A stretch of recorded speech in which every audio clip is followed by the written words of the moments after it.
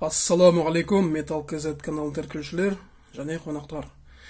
Бүгінгі видеолерімізде біздер осындай кассовый аппарат ашамыз.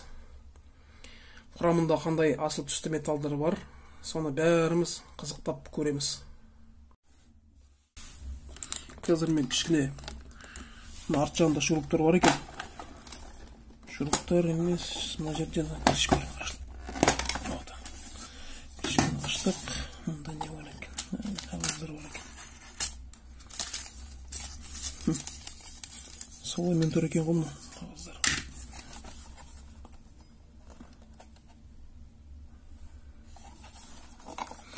Так, мұнарадағы шуруптарды ағытайын. Әдептегідей. Сосын қосыларым. Так, мына шуруптарды мен ағыттым.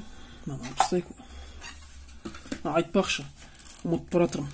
Мына жерде мынандай комплектісіне блок питания болған. Блок питания мындай жерде қосылады екен ол. Блок питанияны бөлек ашамыз. Ішінде енді трансформатор бар деп ойлаймын, мыспен.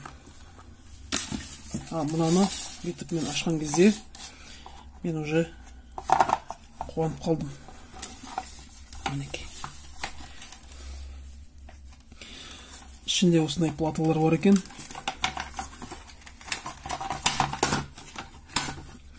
Және қуанып тұратын бір нәрсе. Мінекей. Мыналар, егерде мен қателеспесем, бұл КМ болу керек. Бірақ мүмкін қателесетін шығармын. Білетін адамдар болса, комментарийін жаза қойыңыз, мынау КМ ба, КМ емес пе? КМ енді қымбат радио бөлшектер ғой. КМ деген. Ішінде палладий деген металл болады. Так, және мына микросхемалар қазір былай тексеріп жүрейік. Біреуінде ашылады екен да.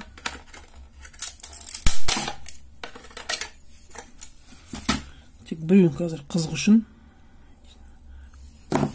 қышқашпен бір тісеп жіберейін.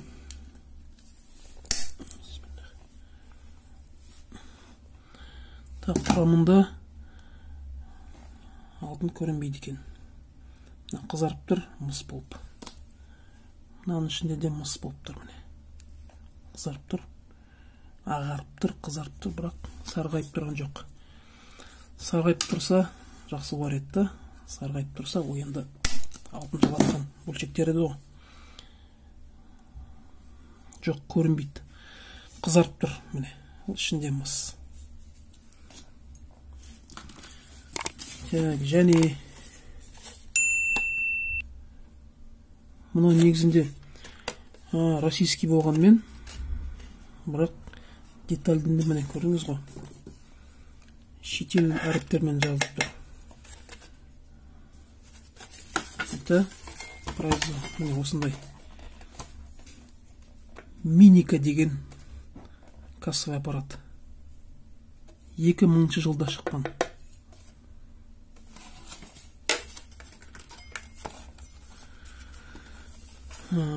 Так, мынау транзистор. Өткенде біз оны аштық. Бірлер транзистор дейді. MOSFET дейді. MOSFET.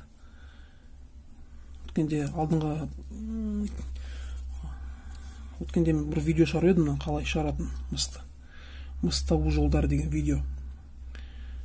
Бірақ бір тістеп көрейік. Мүмкін ішінде жоқ. Ода мыс мінекі қызарып тұр. Ол мыс. Негізінде мінеке, мынандай заттарды бөлек сатып алады дейді. Рас па, рас емес пе, білмеймін точно.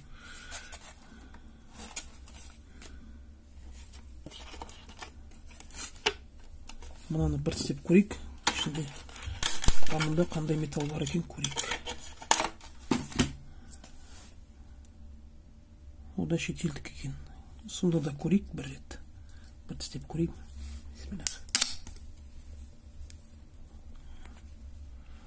Жоқ. Дым жоқ екен. Міне. Ағарып тұр. Дым жоқ екен. Ішінде өкінішке орай. Екі батарейкасы бар. Ендігіне, мінекей, маған міне осы радио бөлшектер жайлы кім біледі, комментарийға міндетті түрде жаза қойыңдаршы. Мынау КМ ба, КМ емес па? Егер де КМ болса, өте жақсы, әрине. Себебі олар бағалар өте қымбат. Килограммы 500 мыңға дейін барып тұр қазіргі таңда. 500 мың теңге келесі. Оны граммдап та алады да. 1 грамм мысалы 500 теңге болса, килограмм 500 мың теңге болса, онда граммы қанша болады? Грамммен сатқан кезде тоже қымбатқа шығады, в общем. Так, ладно, мына бір жағын көрдік. Енді екінші жағын көрейік.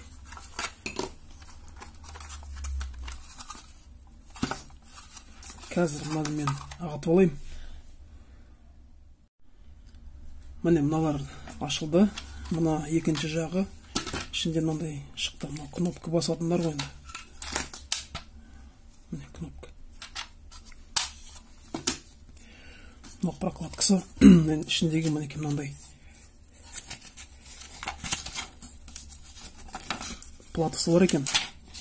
Енді мынау күміс болу керек ішінде. Күміс болу керек бұйырса. Так, мынау просто тек прокладка. Бұл сол керек емес бізге. Мінекей, сосын мынаның мына домалақтар. Мүмкін ол күміс. Мүмкін емес, сол күміс шығар. Дорожкалерде күміс болу керек. Оны біз қалдырамыз.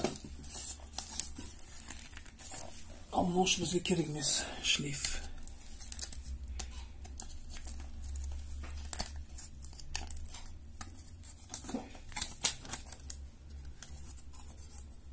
Мына платаны мен осылаймен қалдырам. Так, мынау енді жаңа циферблат дегендей экран. Экран бізге керек емес. Мен кейіннен оны лақтырып тастаймын. Ішінде де мінекей мынандай КМ-ге ұқсаған радио бөлшектер бар екен. Так, мынау.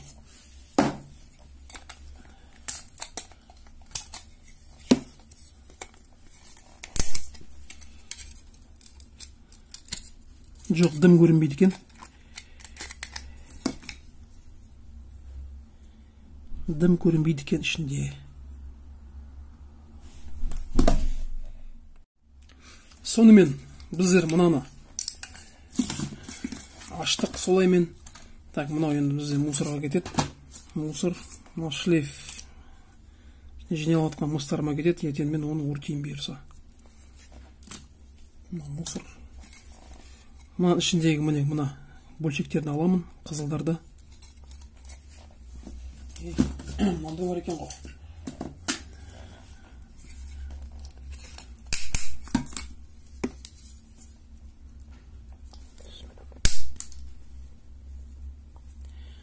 Бұның ішінде де ештеңе жоқ екен. Міне, ағарып тұр. Осы мына аппарат бізде тек қана мына КМ-ге ұқсаған детальдер бар екен. Сол енді КМ болса, өте жақсы болады. Оны мен аламын. Так, мынандай транзисторларды аламын. Ішінде біреу, екеу, үшеу міне тұр. 4-5 бар екен. Так, мынандай кішкентай катушкасы бар ішінде. Азғантай мыспен. Біреуін аштық. Ішінде дым жоқ екен. Мыналарды кейінірек ашып көрермін. Ішінде не бар, не жоқ көрем. Так, ендігіне мына жерде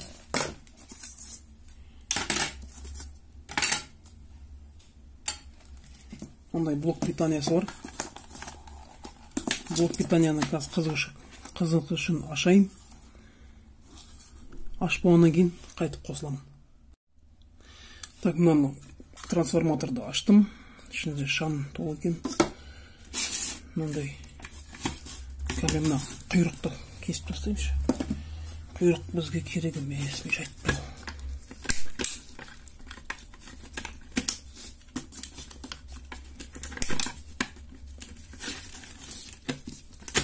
Так, мынандай екіншісі бар.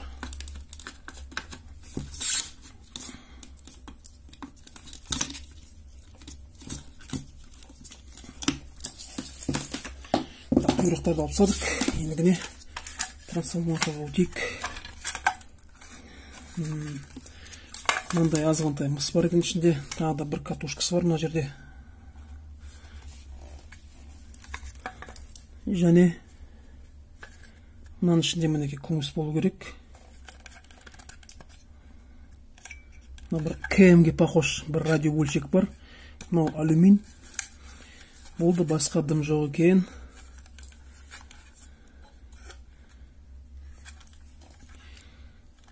Сонымен кассовый аппаратты ашып болдық. Ішінде мынандай трансформатормен, мынандай нелер, шнурлармен азғантай мыс шықты. Примерно бір 200 граммдай болады шығар деп ойлаймын. Мыс общий. Так, мынау енді мусор. Мынау платалармен. Мынаны платаны солаймен қалдырам. Мынау күміс болу керек. И мынау да күміс болу керек міне. Оны қалдырам солаймен. Мынаның ішінде мынандай КМ-ге похож детальдер бар. Оны келген мен ашармын. Комментарийда міндетті түрде жаза қойыңыз, білетін болсаңыз. Мынау ішінде так, тоже КМ-ге похож детальдер өте көп, толы. КМ болып шықса, өте жақсы болады. Так, және мінекей осындай разъемчиктер бар, кішкентай қосқыштар. Мынау алтын жалатқан сарғайып бар. Мен мана байқамаппын сразу. Так, мынаның ішінде де айттым, катушкасы. Мыс бар азғантай.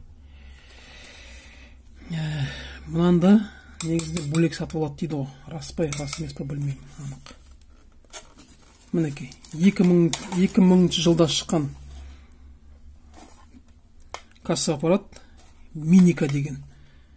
Білетіндер болса, комментарий жаза қойыңыз. Мынау КМ ба, КМ емес па. Бүгінгі видео мінекей касса аппарат жайлы.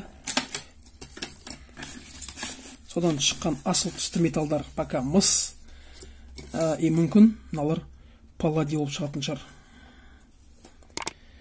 Назарларыңызға рахмет. Сау болыңыздар.